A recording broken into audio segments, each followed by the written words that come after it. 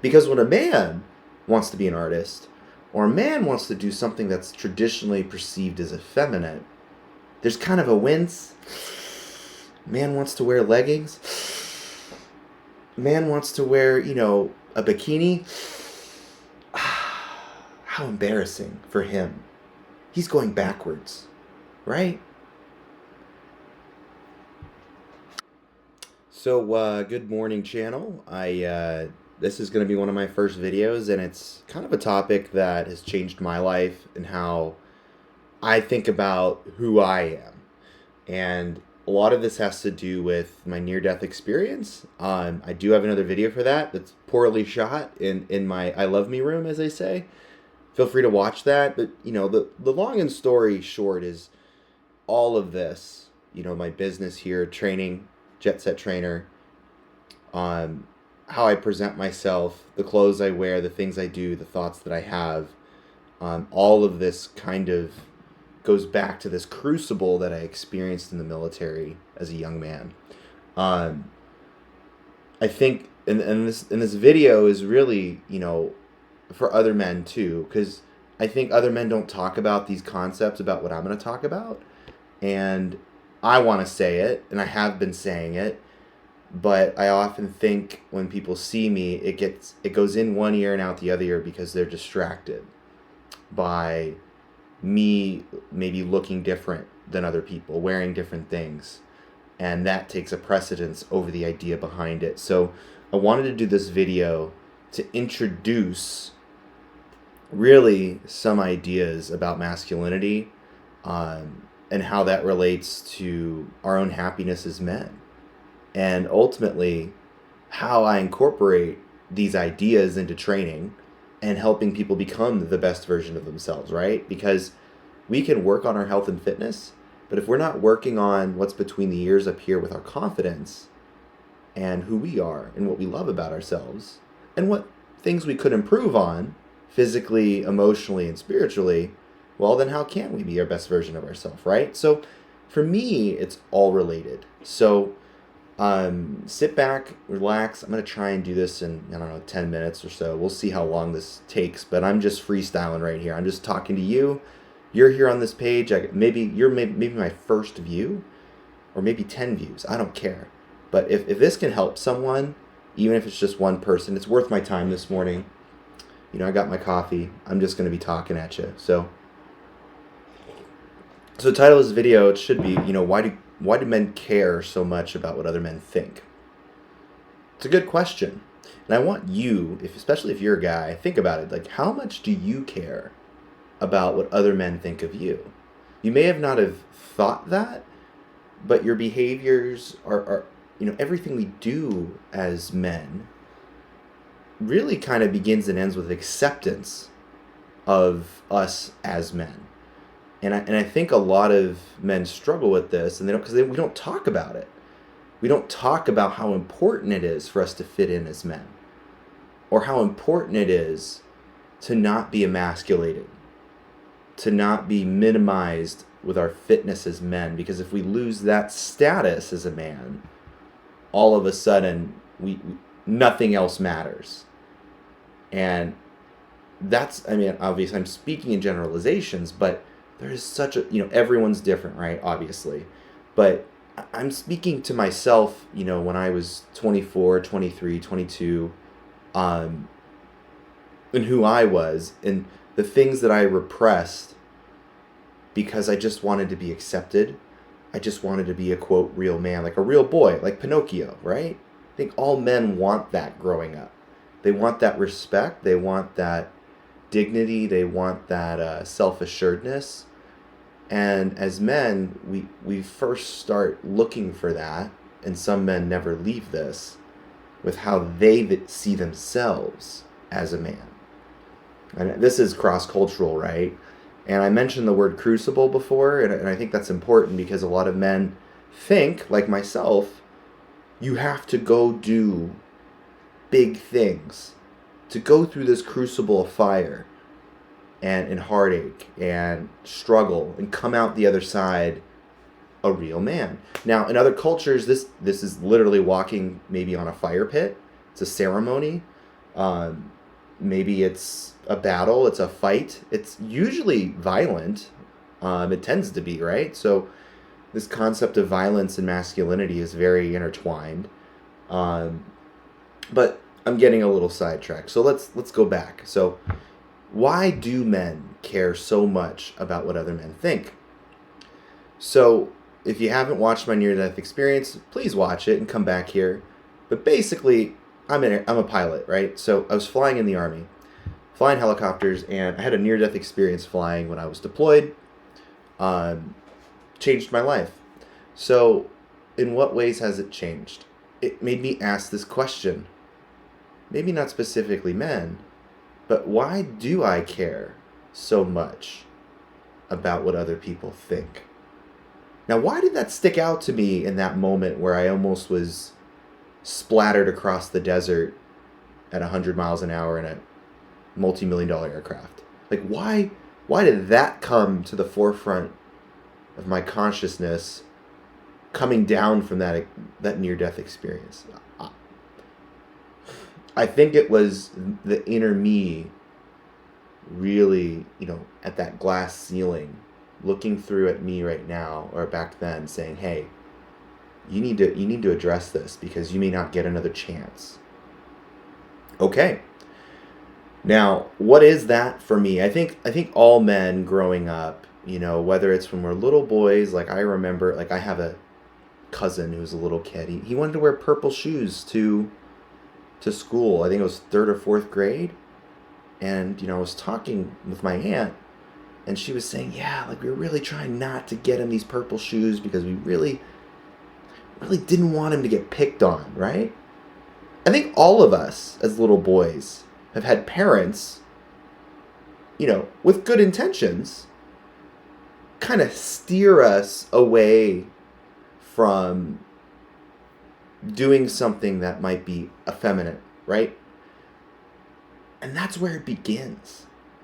And so I think really at a young age, we are encouraged to kind of fit this box. And I forget his name, but the man box. Google search it. This guy's really encapsulates this idea. And so I will be quoting some people like him. Like here, I'm going to go on Google really quick. The man box. Man box. I guess that's the pro of having a computer sitting in front of me. Man box coming up with subscription boxes. No, I want the psychology man box. What is that? Yeah, it came from Deconstructing the Man Box. Who's it from? From who? Paul Kivel in the Oakland Men's Project. There we go. Act Like a Man Box. There we go. That's what I'm talking about. Paul Kivel. Anyway, back to our show.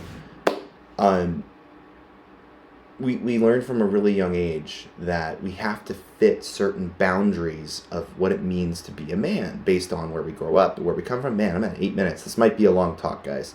So, we are already steered into kind of this corral of acceptable behavior as men. Like pink, off limits, purple, off limits. You want to be a homemaker? That's off limits. Think about, this question. When a teacher asks, what do you want to be when you grow up, to like a room full of first graders? Little girl raises her hand and says, I want to be an astronaut. Or, another little girl says, I want to be a dancer, or I want to be a baker, or I just want to be a mom. Pretty much, no one's going to say you can't do any of those things to these little girls, right? We're out of the 1950s where the woman can pursue a career outside of the kitchen, right? Like, we've come a long way. But we really haven't come a long way with what men can do. It's almost like this opinion that men can only go upwards in aspiration, they can't go downwards. So even though women were like, yeah, you can be an astronaut.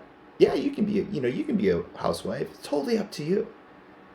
But if a man does the homemaking, or if a man does secretarial work, or a man does something that's maybe less traditional manly, it's a step down. But for a woman, it's totally acceptable. Now, that's a whole nother mind, you know.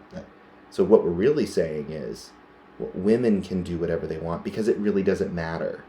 But what men do, that matters. It's this implicit obligation that society kind of puts on men. Women can, they can be housewives, they can be a doctor, they can be an astronaut. They want to fight MMA. Yeah, go for it, girls. Do whatever you want. Because what you do doesn't really matter.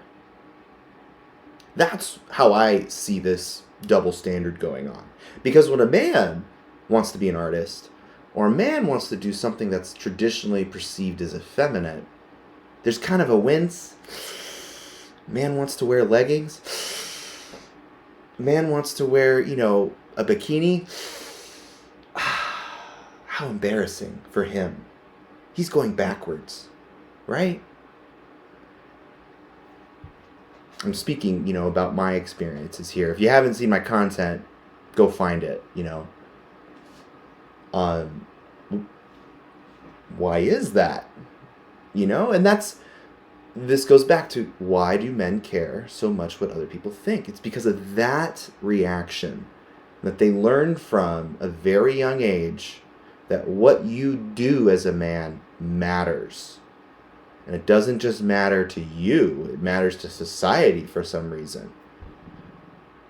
You do something effeminate, it's not only shameful for you as a man, but it's letting down a whole lot of people, including your wife, including your kids, including this, blah, blah, blah, blah, blah, blah, blah. Because men are the only thing that matters in society from a gender role perspective. A quick terminology for what we're talking about is the patriarchy. And I know that's a triggering word for some people, because some people will, let me rephrase, a loaded term. Excuse me, I'm sick. It's a loaded term, right? Some people will hear patriarchy and just turn off their brain like, oh, this guy's a bra-burning feminist. Get me out of here. So I really don't use that term very often, but I'm using it now because if you're still with me 12 minutes in, that you haven't really been turned off or switched over to the next video. But hear me out, We hear the term patriarchy and what it does to women. 100%, 1000% still valid. Not taking away any of the negative effects that clearly patriarchy does to women's wages, that does to women's opportunity. But really, it kind of goes back to what I said before. The way the patriarchy exists now than it did back in the 60s and 70s is that now it's like, oh, well, we're not going to hold you back from your careers. You can do whatever you want. But it just doesn't matter. As long as you know that. As long as you know that what you do doesn't actually matter, and that a man, what he does matters, we can compromise with that. That's how I see it going down. Today's November 6th. I think that has a big reason about what happened last night, even with the election. No one, that respect, I think is missing for men with women. That's a whole nother discussion. I can't solve it today. But where it means for us as men, right? Because why does this matter for us? And that's why I hope to have your attention, because men think patriarchy, when we hear that, is a woman's issue, right? Oh, that's just women complaining about this, and oh, they just need to work harder. Yeah, whatever, blah, blah, blah. They don't matter, right? We already gave them everything they want. Why are they complaining? They can go out of the kitchen. They can do these things. Well, I'm showing you right now that the patriarchy and ideas of patriarchal roles actually hurt us as men. Because of this question. Why do we care so much about what other men think? And what does it do to us? Well, I can tell you what it did to me. It made me repress who I was. It made me unhappy. It made me think that no matter what I did, short of being a college boxer, college hockey player, Army aviator, officer, airline pilot, athlete, No matter what I do, I was not okay with myself. There's something in me that just wasn't fulfilled. And like a lot of men, they feel like they have to go down the man box narrative. Do more manly things to feel more better about yourself. Let's say that again. Do more manly things, and then you will feel better about yourself. And where does that come from? Once again, I really think it comes from childhood. Johnny, you want to go do dance, or do you want to go play flag football? Bobby, you want to wear purple shoes? Oh, hey, here, let me give you this red Spider-Man shoe. That's better, right? Right?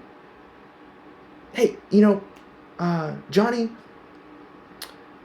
you can paint. It's fine, but we're gonna enroll you in soccer. Okay, we're gonna give you the soccer thing to do.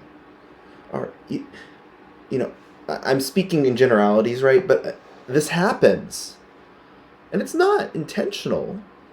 Like, even from a parental standpoint, like, my parents didn't just decide to ruin how I think about myself. No. But my parents, I vividly remember in 5th grade being friends with one person had cerebral palsy, Persian, very different from white suburbia where I grew up. And the other two were brainiac smart kids. And I kind of was like, I didn't really fit, because I was just like the standard American boy who liked to run around at recess, but really liked talking to these people. We had good conversations, and they were my friends. And I remember in 5th grade, I started to get bullied by being friends with them. And I'd come home and tell my parents. And I remember going to middle school. Love you, Mom, if you're watching this, but I remember my mom saying, hey, you really need to probably get new friends in middle school, because you're going to get bullied. It's not going to be good. And I listened. I stopped hanging out with them. I started going to the play fields at recess, and I started just playing whatever we were playing, like flag football or soccer or whatever athletic endeavor, more manly thing, right, to fit in. Well, it took me years to find friends again, because they were the closest friends I had at a very young age, and I was told, you probably should get new friends because you're going to get made fun of, and your fitness as a man is going to be questioned, and you're going to be bullied, and then worse things we don't want to talk about. So, so this all, I think, starts at a young age, and so I hope this idea of why do we care so much about men think gets you to take a step back and look at yourself and ask you the question, what have I not, underline, italics, bold, allowed myself as a man to consider as something that would be fun or something that would make me happy, that I've repressed or put aside for fear of judgment? Think about that. And that's what I did. I started wearing leggings because they look comfortable and I feel good and hot in them. I started wearing Speedos because I think I look hot in those too, and that makes me happy and powerful. I learned how to dance. That led to becoming a ballroom instructor, country two-step, extraordinaire guy, country music, country DJ, met my wife, and all the friends that I have now are significantly better than the friends I had when I was Army Scott. So it's a new world that's available to you as a man when you kind of let this go. And in a weird way, I think it makes you more of a man, not to reverse psychology, but it really does. Like, if you can be at peace with yourself, there's nothing more strong and dominant about that peacefulness than you worried about wearing the color pink, or you worrying about drinking an apple martini, or you worrying about painting your nails, or you worrying about wearing a Speedo like me because I might be considered gay. Oh no. When you get past that, that's when you become a fucking badass. Really. Like, I don't know how else to say it. I don't know if guess now YouTube, this is not for children, but find that inner badass in you, really.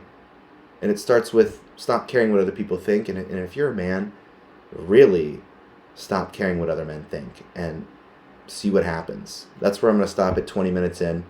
This is who I am. I am a person. I'm a man just like you. I'm 34. Started a business to help people with their health and fitness. Obviously, I have trainer stuff. But I just wanted to show you what type of person I am, because there's a lot of trainers out there. There are a lot of fitness professionals out there that really care about this title, what other men think, and that's why they got into shape, right? It's because they wanted to please other men. Well, I'm here to tell you, I'm going to get you into shape because I want you to be happy with yourself.